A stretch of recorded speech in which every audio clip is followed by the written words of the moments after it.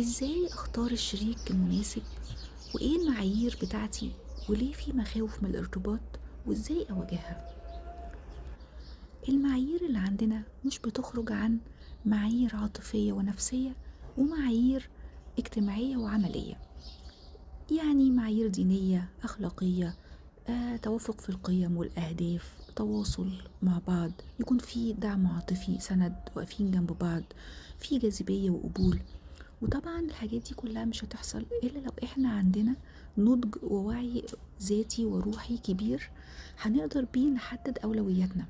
يعني المهم بالنسبة لي في الأول غير المهم بالنسبة لك في الأول، وهكذا. كل واحد بيحدد أولوياته حسب نظرته للحياة. وبشكل محدد ممكن نحط كذا نقطة كده مهمة في اختيار شريك حياتنا.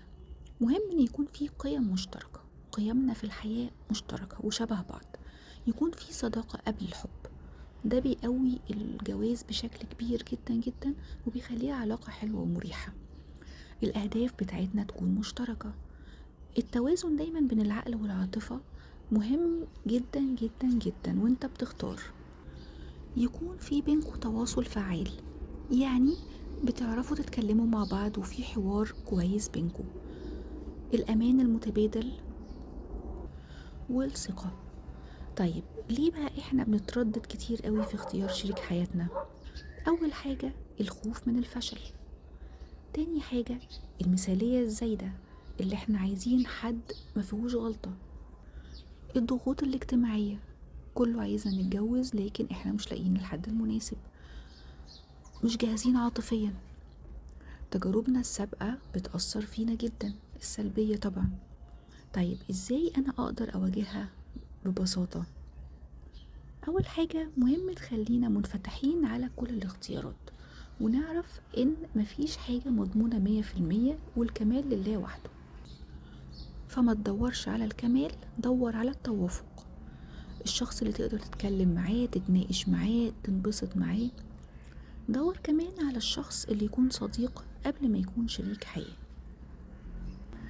ما تدخلش في اي موضوع إلا لما تكون متخلص من كل الآثار بتاعة المواضيع السابقة عندك.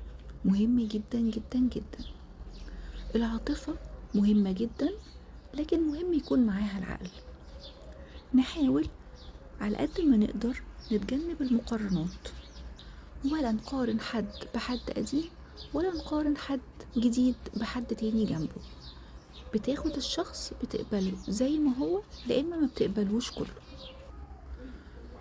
وما تخلوش مخاوفكوا تتحكم فيكوا، لأن كل حاجة متقدرة ومكتوبة هي خير، وفي الأول والآخر هو نصيب. فلما نصيبك هيجي هتلاقي كل الأبواب مفتوحة، وكل حاجة زي ما الكتاب بيقول، وهتنبسط بيها، وهتعيش مع شريك حياتك حياة حلوة وسعيدة. ربنا يرزقنا جميعا بالناس الحلوة، ونقدر نختار بشكل صح.